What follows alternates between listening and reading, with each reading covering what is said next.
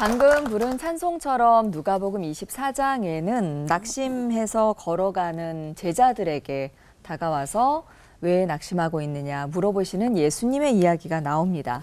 하지만 동행하는 제자들은 예수님을 알아보지 못하는데요. 만약이라는 생각을 해봤어요. 만약 여러분이라면 알아보실 수 있었을까요? 경황이 없어서 네. 경황이 없어서 네. 못 알아볼 가능성도 클 것 같아요. 네. 뭐 자기 시야가 좁아지고 그래가지고 아무래도 엠마오로 가던 그 제자들의 마음에는 막 무덤 속에서 갑자기 우리 스승님의 시신이 없어지고 뭐 같은 상황도 그런데다가 그래가지고 뭐 그러면서 서로 자기들끼리는 이거 어떻게 된 일이야 하면서 막 진짜 뭐 여러 가지 쑥덕쑥덕 상황들에 대해서 얘기하고 있었을 것 같아요. 맞아요. 네. 예, 예수님을 그 무덤 앞에서 만났다라고 이야기하는 여인들을 보면 참 기이하다라고 생각할 수도 있지만 지금 바로 예수님이 내 앞에 참 못 알아볼 것 같다라는 솔직한 눈이 어두워서 못 알아볼 것 같다는 솔직한 마음이 들어요. 네. 네, 요새처럼 앞만 보고 다닐 때는 누구세요? 이러고 말도 안 하고 안 받아요? 막 이러고 가고 막 이러잖아요. 그래서 그때 그들도 얼마나 눈이 가려 있었냐 하면 예수님은 이미 그리스도가 이런 고난을 받고 자기의 영광에 들어가야 섭리가 이루어진다고 말씀하셨는데 그걸 몰라보는 제자들도 참 답답하셨겠다. 이렇게 예수님께서 답답하셨겠다라는 생각이 들어요. 요즘 같은 경우에는 마스크를 쓰니까 네. 더 몰라. 못 알아. 진짜 몰라요. 누구?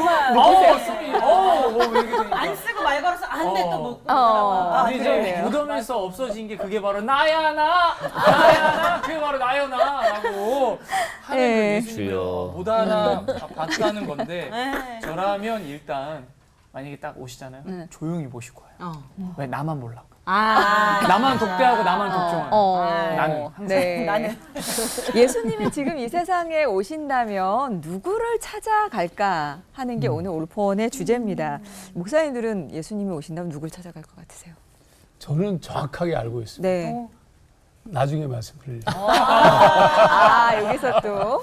네. 저는 예수님 때문에 눈물을 흘리는 사람 찾아갈 것 같아요. 울고 있는 사람들. 예수님 때문에 우는 사람, 고통받는 사람 네. 찾아갈 것 같아요. 잘 견디도록. 네. 그럼 갈 곳이 없으실 것 같은데. 네, 저는 반대로 묻고 싶어요. 과연 예수님이 찾아오시는 것이 행복하기만 할까요? 오. 라고 물어보고 싶어요. 그 생각은 또 안 해봤네요. 예수님이 오신다면 알아볼까? 어디를 가실까만 생각을 했었는데요. 과연 오늘은 저희가 이런 설교 주제가 사실 별로 없잖아요. 어떤 설교를 준비하셨을까 정말 궁금한데 차례로 들어보도록 하겠습니다. 설교의 시작 김윤희 목사님께서 해주시겠습니다. 네.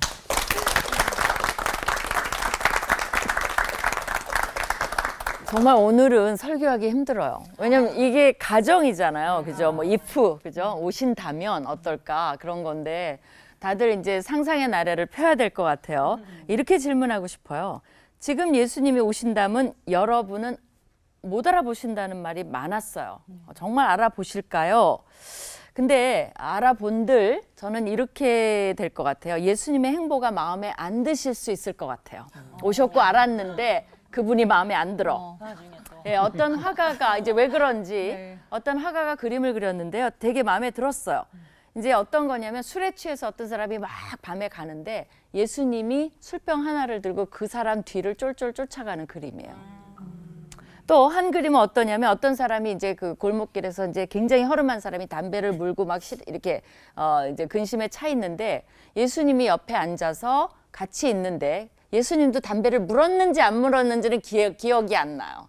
그러나 그런 그림이에요. 그렇다면 그런 행보를 하신다면 예수님이 오시는 거에 대해서 우리는 어떻게 평가할 것인가가 조금 질문이에요. 의외로 방금 얘기만 들은 것만 해도 충격받으시는 분이 많으실 것 같아요. 어떻게 불경하게 감히 예수님한테. 그죠? 근데 왜 그렇게 목사님은 삐딱하게 보세요?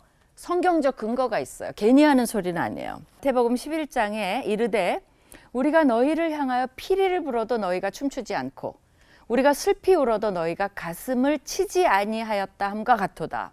인자는 그러니까 뭘 해도 반응이 없다는 거죠. 인자는 와서 먹고 마심에 말하기를 보라.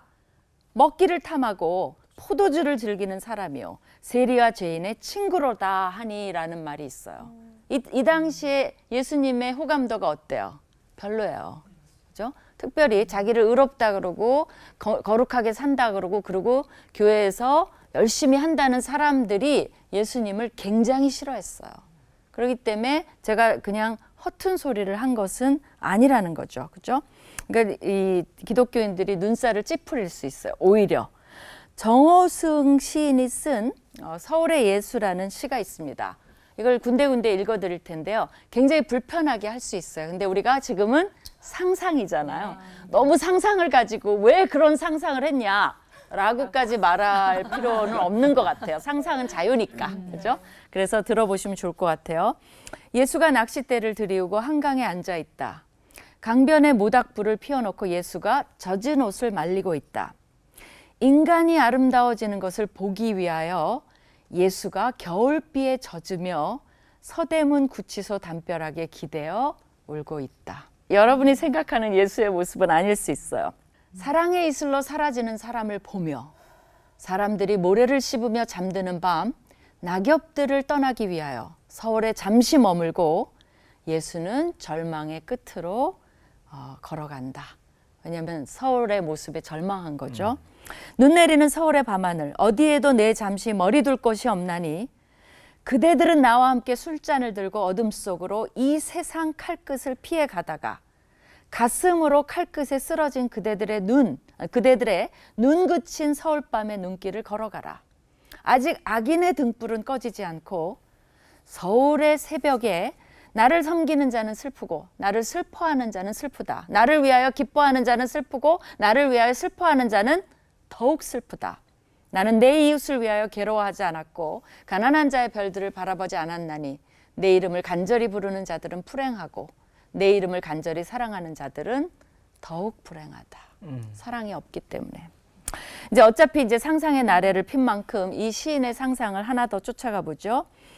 이런 시도 썼어요. 피자를 배달하러 온 청년 뒤에 예수가 비를 맞고 서 있다.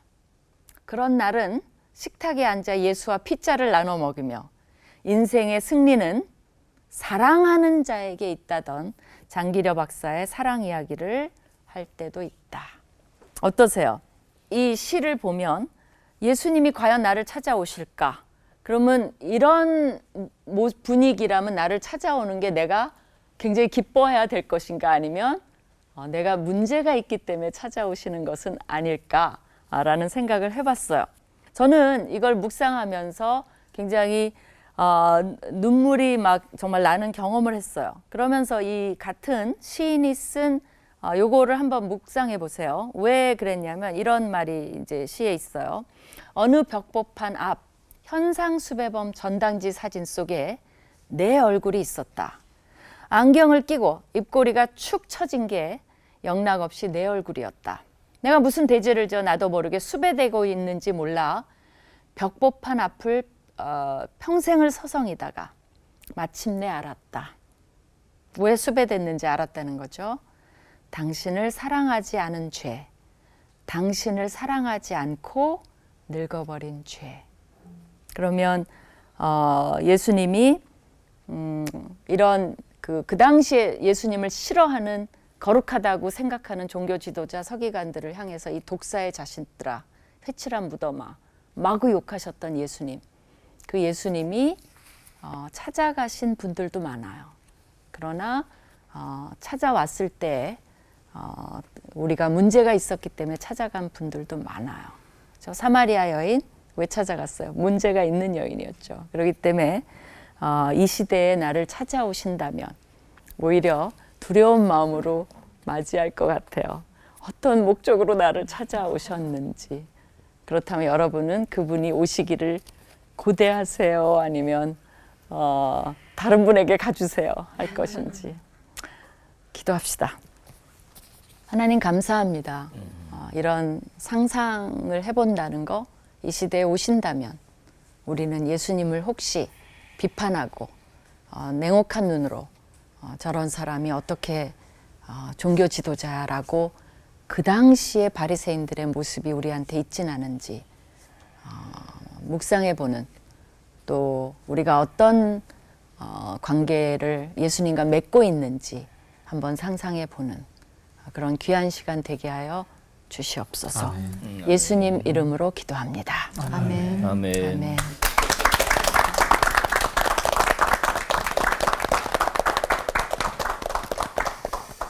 이번 주제가 예수님이 지금 세상에 오신다면 누굴 찾아가실까? 그죠? 사실 이게 살짝 우리가 오해하는 부분이에요. 물론 주님이 지금 좀 문제가 있는 분을 찾아가실 것 같아요. 그런데 근데 사실 이와 같은 관점에서 보는 이유가 누가복음 15장 얘기 때문이라고 저는 생각해요. 누가복음 15장에 어떤 사람이 양 100마리가 있는데 그 중에 한 마리를 잃었어요. 그러면 99마리를 들에 두고 그 잃은 것을 찾아다니지 않겠냐 이렇게 성경은 쓰고 있거든요.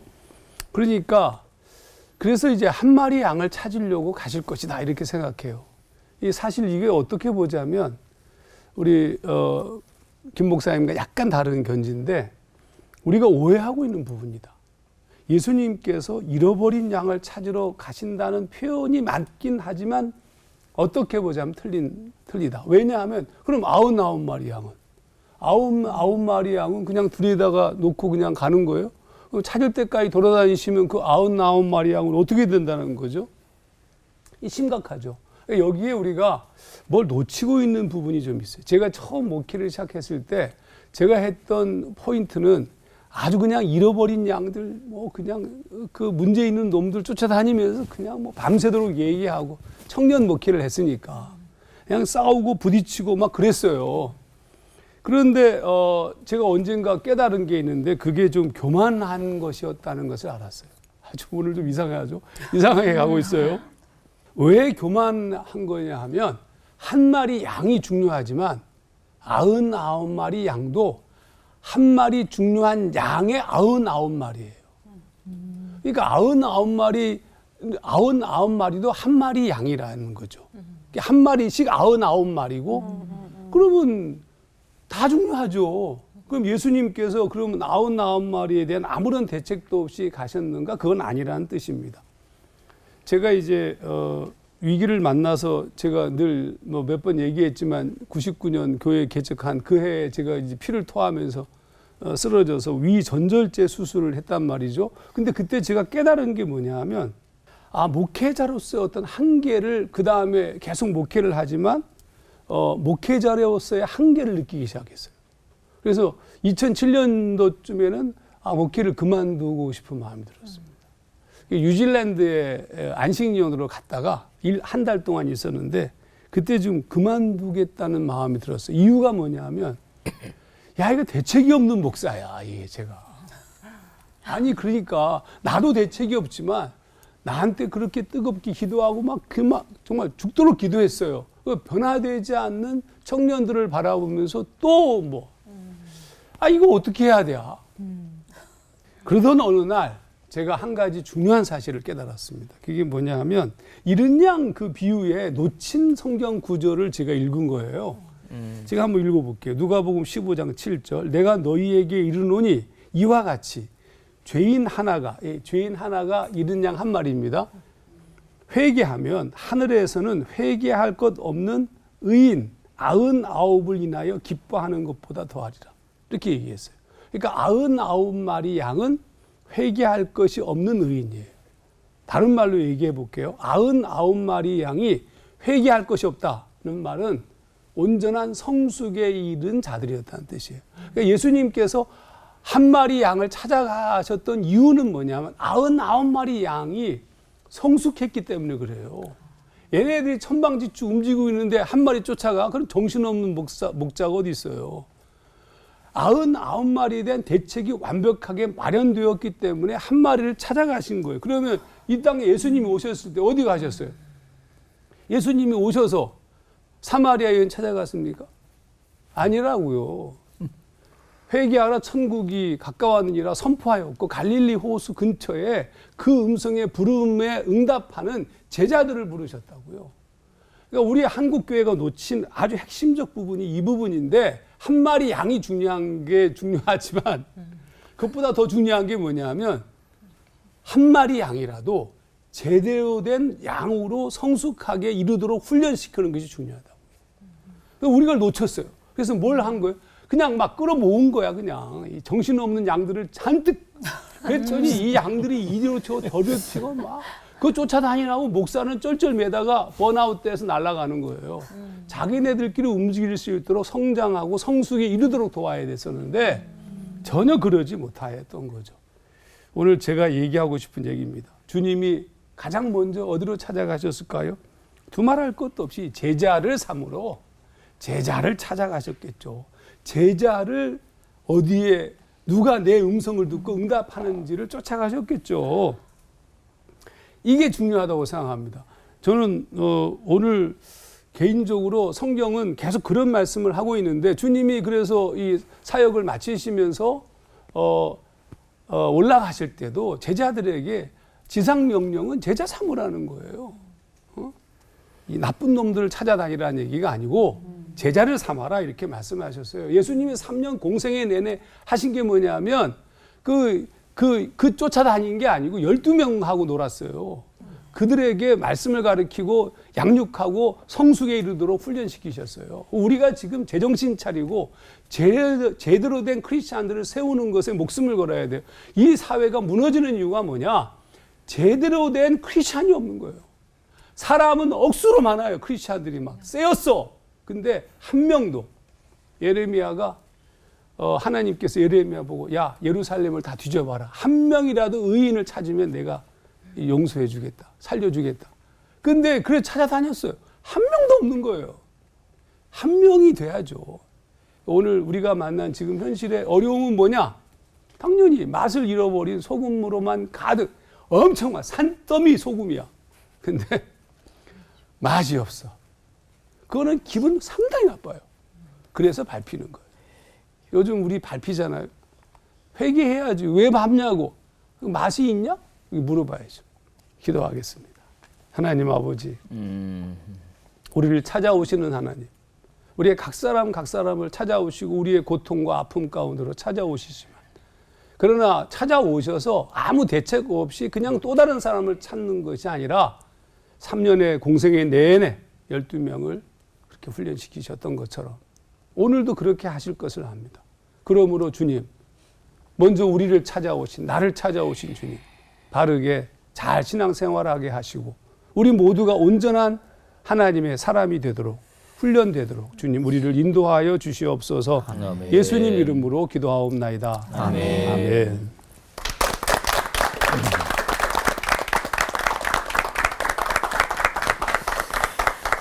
주님이 다시 오신다라고 하는 말은 성경 여러 곳에 기록이 되어 있습니다. 우리가 매일 사도신경으로 고백하는 고백문 안에도 거기로부터 예수님께서 산 자와 죽은 자를 심판하러 오실 것입니다 라고 우리가 고백을 하지 않습니까?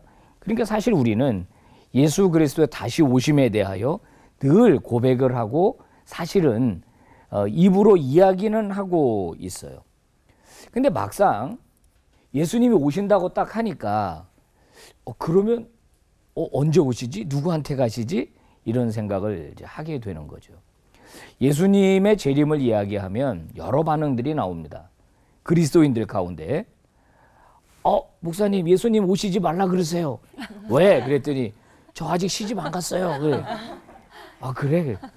조금만 있다 오라 그러세요. 뭐 이렇게 여기서 뭐 이런 일 저런 일로 예수님의 다시 오심이 기쁜 게 아니라 좀 꺼려지고 조금 홀딩시키고 싶고 뭐 이런 분들이 계신 것 같아요. 하지만 예수님은 분명히 오신다. 이걸 우리가 기억할 필요가 있을 것 같습니다. 자, 성경에서 예수님이 누군가를 찾아가신 이야기가 기록된 부분이 어디일까 하고 고민하다가 제가 이제 요한계시록 21장을 보게 되었는데요. 여기 보니까 예수님이 누군가의 눈물을 닦아주신다는 거예요. 요한계시록 21장은 새 하늘과 새 땅이거든요. 요한계시록의 배경은 초기 1세기 고난받았던 그리스도인들에게 보내진 편지잖아요. 초기 1세기의 그리스도인들은 어마어마한 고난을 당했거든요. 초기의 그리스도인들은.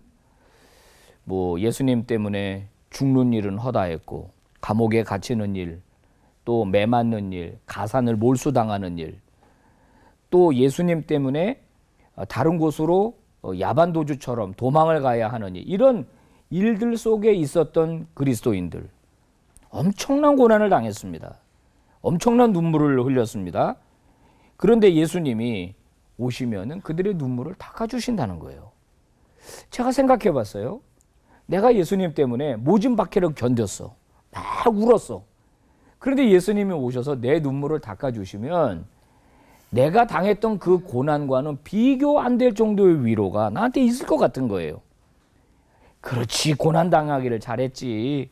내가 예수님 때문에 눈물 흘리기를 잘했지.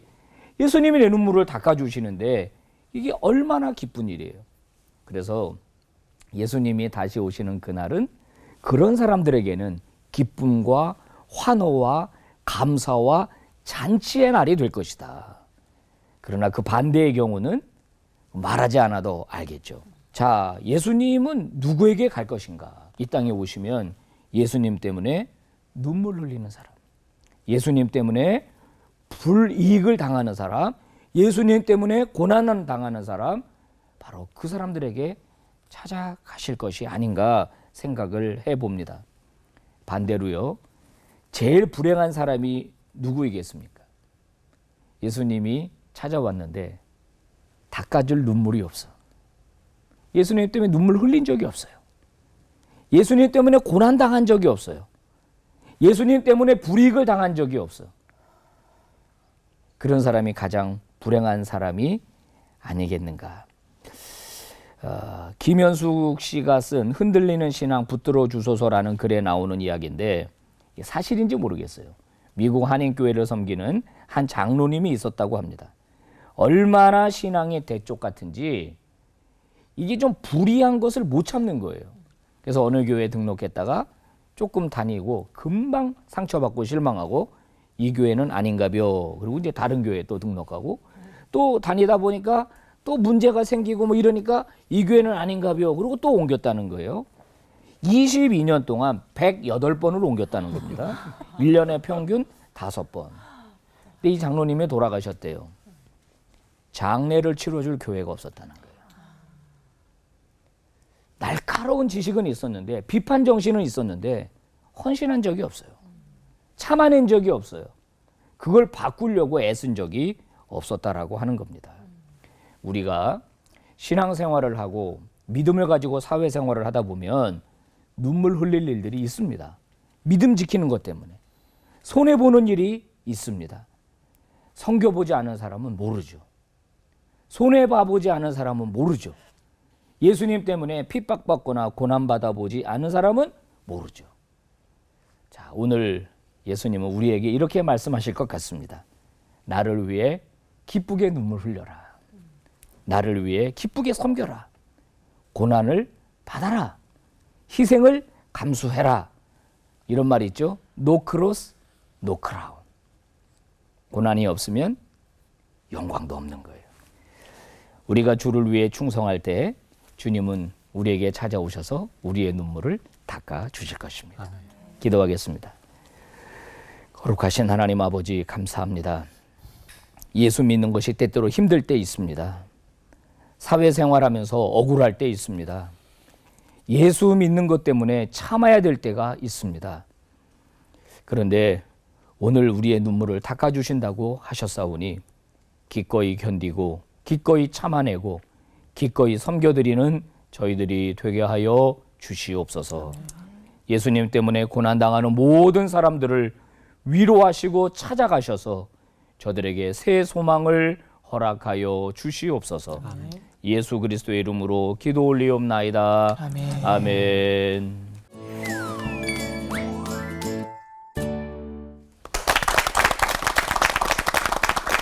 예수님이 지금 이 세상에 오신다면 누굴 찾아가실까요?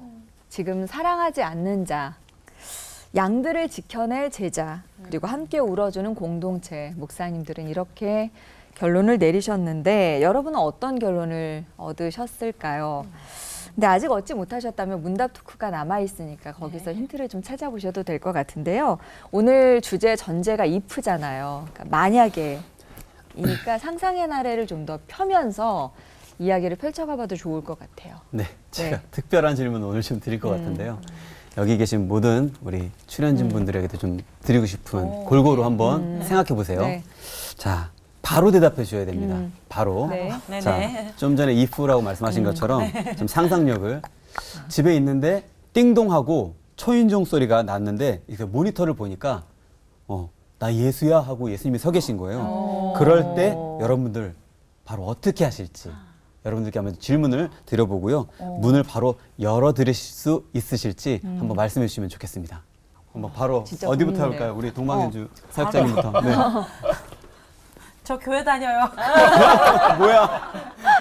네, 경비실이 저기 이상한 사람 올라온 것 같은데 네, 그러니까. 통과시킨 거 맞아요? 생각을 못 해봤어요. 아까 말했잖아요. 마스크 안 쓴 사람 누구예요? 마스크 안 쓰고 오셨다고 신고한다고. 예수야 하면은 좀 그쵸. 네가 예수면 난 부처다.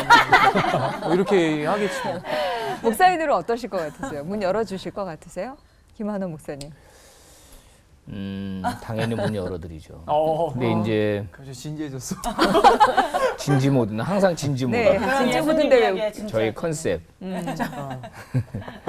너무 반가울 것 같아요. 너무 행복해서 울 것 같아요. 그리고 빨리 문 열어드려야 되는데 문을 열어드려야 되긴 되는데 거기까지만. 네. 하정환 목사님은. 저는 바로 알아볼 것 같아요. 역시 목사님들 쪽으로 가니까 대답의 클래스가 달라지네요. 아니 그게 아니고 네. 제가 지금 기다리고 있었거든요. 늘 주님 보고 싶습니다. 늘 제가 이 베드로전후서를 읽다가 베드로가 우리 성도들에 대해서 이런 표현을 썼어요. 뭐냐면 흩어진 나그네에게 편지하는 이렇게 시작하는데 그래서 제가 그렇구나 나도 나그네다 그래서 제가 시를 하나 썼어요. 나그네라고. 역시. 제가 한번 읽어볼게요. 네. 짧은 시에 네. 나 그대를 만나 어. 그 리움으로 살다가 네가 되는 것 나그네. 나그네. 삼행시를 또 간단하게 지어주셨네요. 네.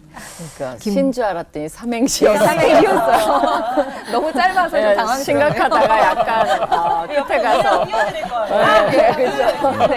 혼자 나가셨어요. 네. 저는 저 이렇게 상상력이 풍부하지가 않나 봐요. 근데 일단은 되게 신학적으로 나갈 것 같아요. 제가 신학자잖아요. 그러니까 예수님 시험 보실 거예요?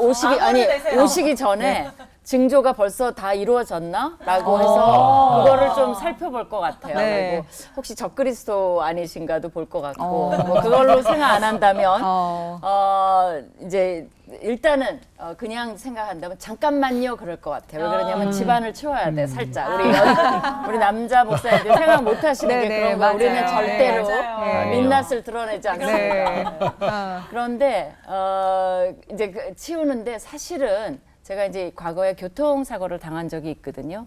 근데 이제 그 순간에 내가 죽을 수도 있다라는 그 순간에 내가 진짜 적나라하게 하는 모습이 뭐냐면 내가 죄 지은 거 다 깨끗한가? 그게 진짜로 마지막 순간의 목소리였어요. 그게 가장 두렵더라고요. 그러니까 이제 잠깐만요 예수님 하고 저는 진지하게 그거를 생각할 것 같아요. 내가 만나기 전에 죄 지은 거 없나? 이제 그거를 빨리 회개하고 그다음에 이제 들어오시라고 하지 않을까 생각이 듭니다. 그러니까 집을 치우는 것 같지만 사실은 네, 마음을 마음을 치우고 정리하시는 그런 시간이 필요하시군요. 근데 예수님이라고 하시는데도 이렇게 잠깐만요 하고 우리가 약간의 멈춤의 시간이 있다는 거 좋은 소리 먼저 못 듣는 거 아닐까 이런 좀 두려움도 있을 것 같고요. 우리가 이 질문 하나만으로도 얼마나 때가 많이 묻어있나라는 생각을 좀 하게 되는데 이래서야 예수님이 재림을 하셔도 참 좋은 의미로 환영을 못 받아 찾아오시기 어렵겠다 이런 생각도 들어요. 네. 그래서 오늘도 준비를 했습니다. 네. 우리 지민 요원 준비되셨나요? 지민 요원이요. 네, 준비되셨나요? 네, 네. 좋습니다. 갑니다. 됐습니다.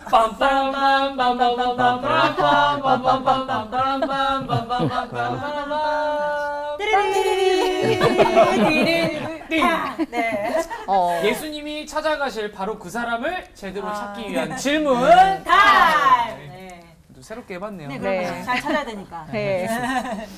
먼저 우리 하정환 목사님께 질문을 드리겠습니다. 오늘 99마리의 양 설교를 해주셨는데 그래서 질문을 드려요. 그럼 하정환이라는 잃어버린 양은 어떻게 주님이 찾아주셨는지. 첫 번째 질문. 두 번째 질문. 그리고 목사님께서 설교를 해주셨던 것처럼 과연 제자 중에 어떤 제자, 어떤 사람을 찾아가시는지 이거에 대해서 궁금합니다. 뭐 두말할 것도 없이 주님은 제일 먼저 저를 찾아오실 거예요. 뭐 모든 사람들에게 네. 동시에 찾아가시겠지만 그러나 동시에 저에게 저를 먼저 찾아. 왜냐하면 제가 제일 중요하거든요. 여기 다른 양들이 좀 시기하는데요. 아니 다 찾아가신다고. 동시에. 동시에. 왜냐하면 주님은 영적으로 오시는데 굳이 뭐 맞아. 육체로 오시는 게 아니니까. 너무 낙심하지 마세요. 그런데 문제는 뭐냐면 상당수가 몰라볼 거라는 거죠. 어차피 엠마오로 가는 제자도 몰라봤잖아요. 몰라본 사람 억수로 많아요. 지금도 몰라볼 확률이 상당히 높습니다. 근데 저는 알아볼 것 같아요. 왜냐하면 기다리고 있으니까. 늘 제가 가끔가다 이렇게 봐요. 여기 계신가. 사실 저는 그 92년도에 시카고에서 공부를 하면서 시카고 제일 교회라는 곳에서 교육 목사로 있었어요. 근데 이제 새벽에 기도하는데 갑자기 마음속에 강력한 어떤 부르심이 느껴졌습니다. 무슨 부르심이냐면 조국의 잃어버린 청년들을 회복하라. 제가 그날 이후로부터 이것만 하는 거예요. 다른 것 말고 청년들을 어떻게 살릴까. 그럼 여기서 중요한 부분이 왜 주님이 그때 나에게 그렇게 감동으로 오셨을까? 제가 주님을 찾고 있어서라고 생각해요. 주님을 찾고 있는 자들을 찾아오시는 거예요. 아니 모든 사람에게 찾아가시죠. 근데 찾고 있지 않는 자는 주님을 몰라보는 것이고 찾고 있는 자는 금방 알아보는 거죠. 그래서 저에게 찾아오실 겁니다. 제가 금방 알아볼 것 같아요. 옆집으로 이사 가야 돼요. 바로 그 다음에 오시고. 네. 좋다. 전 방에 새 들어가려고요. 네, 한 아파트에 다 살죠. 네. 좋다. 1층부터. 아파트. 네. 네, 이렇게 준비된 사람이 좀 되어야 되는데 네. 또 김한원 목사님께 질문 드리도록 하겠습니다. 우는 자들의 눈물을 닦아주시러 오실 거라고 하셨잖아요. 근데 어쩌면 지극히 작은 자 하나에게 한 것이 내게 한 것이라 라고 이렇게 말씀하신 것처럼 예수님이 이미 와 계신 건 아닐까라는 생각이 들기도 하거든요. 그리고 재림 전에 오셔야 한다면 어떤 절박한 이유가 있으셔서 이렇게 오시게 되실까라는 좀 질문을 드리고 싶습니다. 저는 항상 이제 진지 모드니까 성령이 오신 것은 이제 예수의 영이 오신 것이니까 예수님의 또 다른 존재 방식이 성령이시니까 이미 오셨죠 우리 안에. 그런데 이제 그렇게 오신 것 말고 이제 재림이나 찾아오는 거는 특별한 하나님의 은총으로 이제 오는 건데 제가 이제 제 목양을 한번 생각해봤어요. 성도들이 엄청 많아요. 엄청 많은데 성도들이 신방을 요구해. 그러면 제가 그 신방을 요청할 때 내가 그 시간에 여러 신방이 겹쳤을 때 그러면 나는 한 곳밖에 갈 수가 없다면 내가 결국 선택한 곳은 어디냐? 지금 항암 투병하면서 죽음을 눈앞에 둔 우리 교회 성도를 그 사람 찾아갈 것 같아. 그 사람 찾아가서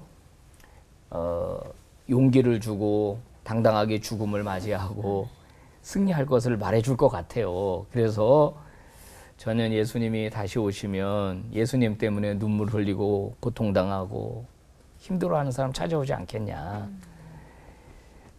너무나 위로가 될 것 같아요. 사도행전 7장에 보면 스테판이 돌에 맞아서 순교하는 장면이 나와요. 근데 거기 보면 마지막에 하늘 문이 열리고 예수님이 보여요. 마지막 죽는 순간 저는 그때 웃으면서 스테반이 죽었는데 천상의 문이 열리면서 예수님 얼굴 보면서 모든 그 돌에 맞는 고통을 잊어버렸을 것 같아요. 그러면서 행복하게 순교했을 것 같아요. 예수님 보여주시니까.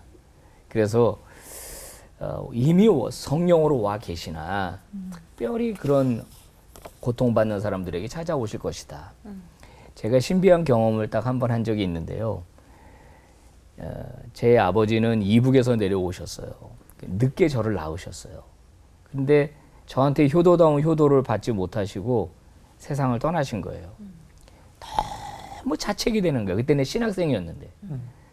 매일 밤 자책이 되는 거예요. 아버지한테 효도다운 효도 제대로 한번 못하고. 아버지가 그만 세상을 떠났으니까 그것도 뇌출혈로. 매일 저녁 아버지가 문 열고 들어오실 것 같은 거예요. 너무 아버지가 보고 싶고 죄송스럽고. 근데 꿈을 꿨는데 난 그런 적 처음이에요. 그 이후로도 없었어요. 꿈에 우리 아버지가 나타났어요. 근데 아버지 뒤에 예수님이 계신데 예수님 얼굴은 안 보였어요. 내 꿈에서. 근데 나는 딱 보는 순간 예수님인지 알겠어 그냥. 근데 그 순간 나는 아버지가 보고 싶었는데 아버지는 별로 안 보고 싶고 예수님을 보는 순간 꿈에 막 너무 사랑했던 사람이 오래 떨어져 있다가 갑자기 만났을 때 그 기쁨 있죠. 공항에서. 확 달려가서 팍 끼얹잖아요. 그런 감정이 꿈에서 확 올라오는 거예요. 그 꿈을 꾸고 나서 예수님이 오시면 난 반드시 알아볼 거다. 내 사랑하니까 알아볼 거다. 또 알아보게 오실 거다. 그리고 그때는 너무 기쁠 거다. 제 개인적인 경험이에요. 이상 끝. 그래서 아까 그렇게 자신 있게 말씀하셨군요. 네, 맞아요. 네. 예. 이제 김인희 목사님께 질문 드리겠습니다. 예수님이 찾아간 사람은 어떤 사람들이었고 어떻게 바뀌었나? 그리고 혹시나 예수를 만나고 변하지 않는 사람도 있는지 궁금합니다. 거기 이제 다양한 사람들이 예수님을 만났죠. 근데 이제 니고데모는 밤에 왔어요. 그 말은 사람들 몰래 왔다는 거죠. 그래서 예수께 이제 궁금한 점을 물어봤어요.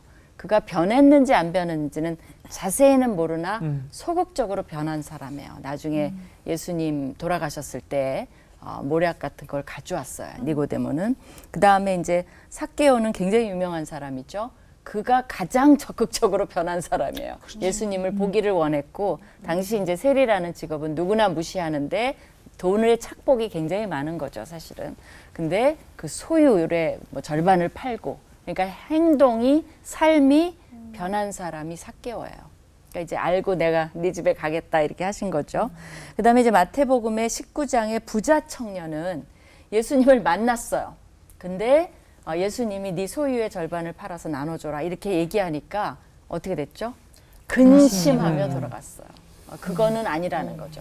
나의 삶의 변화는 주지 말라는 거죠. 그렇죠? 또 우물가의 여인처럼 난 구했네. 네. 그 여인은 니고데모랑 반대로 땡볕에 나왔어요.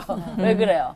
그것도 아무도 안 만나려고 나온 거예요. 근데 이 여인은 예수님을 만나고 뭐가 됐냐면 전도자가 됐어요. 그 뒤에 보면 마을 사람들 다 데려왔어요. 그래서 많은 사람들이 예수님을 믿게 됐어요. 그러니까 마을 사람들이 이제 사마리아 여인 보고 너가 그만 얘기해도 돼. 우리가 직접 믿을게. 이렇게 할 정도로 변화가 됐어요. 그리고 이제 제자들, 이제 제자들 많이 말씀하셨는데 제자들에게 물론 부르시죠. 그죠? 제자들도 다 찾아볼 거예요. 목회자도 찾아가는 목회자가 있고 안 찾아가는 목회자가 있을 것 같아요. 근데 제가 제일 이해가 안 되는 사람이 가룟 유다예요. 그죠? 3년을 동진대. 우리도 몇 번 안 만나니까 맞아요. 조금은 정들지 않아요? 그죠? 들죠. 그리고 괜히 막 친한 것 같고 친하지 또. 근데 하정아 목사님도 그죠? 몇 번 만나니까 우리 이제 전화도 하고 막. 근데 이제 3년을 그렇게 모든 것을 기적을 받고 예수님의 사랑을 받고 그분의 인격을 만났고 그분이 예수님의 아들이라는 걸 안 가룟 유다가 그죠? 돈 몇 푼에 예수님을 팔았다?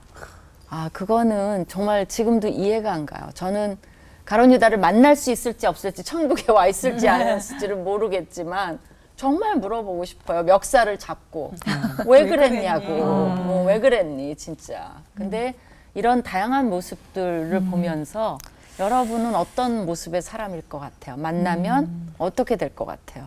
그게 질문이에요. 질문의 답과 또 질문을 질문을 함께 또 주셨습니다. 던져주셨습니다. 네. 예수님이 찾아갈 만큼 예수님을 사랑했던 제자들과 또 예수님을 만나도 자기 연민에 눈이 어두워서 못 알아보는 사람들. 우리는 과연 어떤 쪽인가? 예수님이 찾으시는 제일 반가운 사람, 그리고 예수님을 제일 반갑게 맞이하는 그런 사람이 됐으면 좋겠다 싶은 생각이 들어요. 저는 좀 색다른 질문을 드려보고 싶어요. 만약에 예수님께서 저한테, 여러분들한테 전화를 하셔서 아무개야, 내가 내일 가려고 하는데 어디 누구를 좀 찾아가면 좋을까라고 물어보신다면 만약에 누구를 소개하고 싶으실까, 누구를 소개하실까라는 좀 색다른 질문입니다. 예. 네, 목사님. 제가 네. 얘기할까요? 네네. 네, 목사님. 저는 그런 전화를 받으면 네. 제가 갈게요, 그럴 거. 굳이 아, 뭐. 예수님 거기 계세요? 예수님이 이미 가시겠죠. 그런데 잘못 꼬셨습니다. 아니 그게 아니고 죄송합니다. 제가 갈 일을 제가 할 일. 예수님 대신 제가 하겠습니다. 제가 원래 해야 되는 일인데 죄송합니다. 제가 갈게요. 예수님이 보실 때 필요하신 분 가시고 저는 너 왜 안 가고 있냐라는 말로 들릴 것 같아요. 와, 맞아. 예. 그 말을 들으니까 네. 예수님을 어디 소개시킬 수가 없는. 그렇게 괜히 처음에 하셨대요. 내가 먼저 할게요. 네, 그러니까요. 네, 해주세요. 이관호 목사님 그래도 저는 생각나는. 이제 아까도 자꾸 이제 환우들 이야기를 했는데 지금 정말 제일 가슴 아픈 게 우리 교회 정말로 기도 권사님이 한 분 계세요. 은퇴하신 분인데 80이 넘었어요. 혼자세요. 얼마나 기도를 많이 하시고 그러시는 분인지 몰라요. 그런데 정말 건강하셨는데 지금 항암을 하고 계세요. 항암하고 계신데 그 아드님하고 이야기를 해보니까 심각한 병인데 본인은 몰라요 지금. 그러면서 저한테 전화해서 목사님 제가 다시 기도 자리로 나아가야 되는데 제가 기도 자리에 가야 되는데 예배 자리에 가야 되는데 자꾸 그러세요. 기적을 보여주시면 회복하시겠죠. 근데 안 그러실 수도 있을 것 같은데 저는 예수님한테 그 권사님 소개해드리고 싶어요. 지금 항암하고 계신데 예수님 그 권사님 좀 만나주세요. 낫게 해달라는 얘기가 아니에요. 그걸 충분히 견디실 수 있도록 그렇게 좀 거기 좀 가봐달라고 꼭 한 군데 얘기하라 그러면 거기 좀 얘기하고 싶어요. 네. 저는 이 질문을 받자마자 딱 떠오르는 생각으로 적었어요. 네. 누구게요? 자녀? 아니요, 정치적으로 나가볼게요. 저는 김정은을 적었어요. 왜냐하면 우리의 힘으로 못할 것 같다는 불안감이 들어서 김정은 찾아가 주시고 좀 정치적으로 우리가 해결 못하는 걸 예수님이 좀 대신 해결해 주셨으면 좋겠어요. 네. 목사님들 얘기를 들으니까 정말 다양하다는 생각이 드는 게 굉장히 개인적인 이야기와 또 세계적인 이야기까지 굉장히 폭이 넓은데요. 우리 패널분들은 누구를 소개시켜 드리고 싶을까? 그게 또 궁금해지네요. 한마디씩. 저는 저희 아이들, 예, 제가 이제 뭐 어떻게 보면 좀 방황을 많이 했던 것 같아요. 그러니까 세월을 좀 허송한 거죠. 그러니까 이제 뭐 공부를 못했던 부모는 이제 공부가 한이 돼서 자녀한테 이렇게 하는 것처럼 저는 이제 한이 뭐 피아노 잘 못 치는 거. 그래서 너 다른 거는 다 자유지만 피아노는 강제야라고 말해서 무조건 근데 5년 6년 치니까 얘가 너무 행복하게 듣는 모든 걸 치는 거예요. 근데 그것처럼 아이가 그 나이 때부터 순전하게 하나님께 다 드려졌으면 좋겠다. 그래서 아이를 보면서 저 항상 그렇게 생각했거든요. 옛날에는 몰랐지만 정말 하나님 앞에 헌신하는 주님의 종 됐으면 좋겠다. 그래서 예수님 이 나이 때 좀 만나주세요. 일찍 좀 만나줬으면 좋겠다. 그런 마음이 들어요. 네. 저는 두 분을 두 종류라고 해야 되나? 가장 힘들게 전도하기 어려운 분들이 가족분들이잖아요. 맞아요. 예, 의외로 저희 가족도 또 시댁 쪽으로도 그렇고 믿지 않는 분들이 있으세요. 전도하고 싶어서 막 이야기를 해도 그만 얘기해. 막 이렇게 얘기를 하시는 분들도 계셔서 더 얘기하기 좀 어려울 때 있죠. 예, 어려워요. 가족분들, 믿지 않는 가족분들하고 저는 또 개인적으로 이제 아이들에 대한 마음을, 특별한 마음을 부어주신 것이 있어서 조금이나마 세상의 모든 아이들을 위해서 조금이라도 이제 할 수 있는 일을 하나님께서 이제 부여를 해주셨는데 할 수 있는 일이 너무 없는 거예요. 예, 할 수 있는 일이 너무 없고 한계가 있고 어른들은 본인을 방어할 수 있고 최소한 보호할 수 있는 최소한 정도의 방어할 수 있는 힘은 있는데 아이들은 자신을 지킬 수 있는 어른들이 어떤 상황들에 있어서 공격을 가한다고 하면 지킬 수 있는 힘이 없어요. 아이들에게 찾아가 주시라고 하고 싶어요. 저는 강선 주사님이 아이들에게 찾아주세요 받고 저희가 믿지 않는 가족들을 받고 거기에 또 이제 또 추가로 일단 해주신 거예요. 약속하시고 여기에 김원호 목사님의 그 항암 치료를 하고 있는 우리 환우분들 중에 제 친한 친구가 지금 완전 베스트 프렌드인데 아들이랑 생일도 이틀밖에 차이 안 나요. 4살의 아들이 있고 지금 췌장암 4기에 뼈전이까지 간전이까지 다 되어 있는 친구의 상태인데 믿지 않아요. 그래서 제가 매일 말씀을 보내주고 있는데도 이제 보내주면 아멘을 얘기를 하긴 하는데 너무 모르잖아요. 예수님 모르고 있는 환우분들, 예수님 모르고 지금 제 주변에 조금 뭐 희귀병에 걸린 돌쟁이 아가, 그리고 정말 병원에서 몇 년째 뇌사 상태인 또 친구의 아가, 이렇게 주님을 만나지 못한 채로 아파하고 있는 사람들을 예수님이 가셔서 정말 한 번만 누구에게 하나만 지금 역사해 주셔도 다들 그분들에게는 더 망하는 힘이 돼서 막 정말 원동력이 될 것 같아서 진짜 예수님 안 믿는 환우 한 명이라도 찾아가셔가지고 다 믿게 해주세요. 진짜 절실하게 얘기하고 싶습니다. 저는 그 개척교회 목사님들과 선교사님들을 이렇게 소개를 하고 싶어요. 왜냐면 제가 이제 선교도 가보고 시골에 자그마한 개척교회를 갔는데 어떤 개척교회 목사님이 치아가 앞니가 다 없으신 거예요. 근데 이 목사님이 장화를 신고 설교를 하시더라고. 밭일 하다 오셨대. 그러니까 어머니 아버지들 상추 심어드리고 고구마 캐드리고 오다가 설교를 바로 하신 거예요. 근데 그 모습을 보면서 예수 그리스도를 얘기하시는데 막 침이 튀어가면서 막 겨드랑이가 막 땀으로 다 젖어 있는 거예요. 근데 장화를 또 벗었더니 양말도 젖어 있고 장화에서 물이 나와. 누구 또 수도 터져가지고 수도 막아주고 갔대. 그 목사님을 보면서 제가 느꼈습니다. 그 목사님은 진짜 살아가고 살아내고 있구나. 근데 그 목사님 사모님께서 또 암 투병 중이시거든요. 그러니까 저는 그 익산에 있는 한 교회 목사님을 보면서 그 목사님이 또 선교사로도 또 갔다 오셨거든요. 보면서 야 진짜 내가 예수님께 만약에 친구를 소개하면 그런 분들을 먼저 우리 예수님 만나주셔야 되는 거 아닌가. 이 땅 가운데 열심히 일하고 사역하겠다고 사마리아 땅끝까지 이르러 내 증인 되리라 하신 그 말씀 잘 지키고 있는 그분들을 먼저 저는 이렇게 소개를 하고 싶다는 생각이 들더라고요. 네. 지금 이 땅에 예수님이 오신다면 정말 만나야 될 사람들이 많구나. 오늘 또 네, 바쁘시네요. 네. 바로 가셔야 돼. 네. 바쁘셔. 그러니까. 네. 우리 오늘 끝인사는 주님 만날 날을 그 기대하는 마음으로 힘차게 외쳐보겠습니다. 네. 주님이 찾으시는 바로 그 제자들로 하나 되는 시간 옳고 와!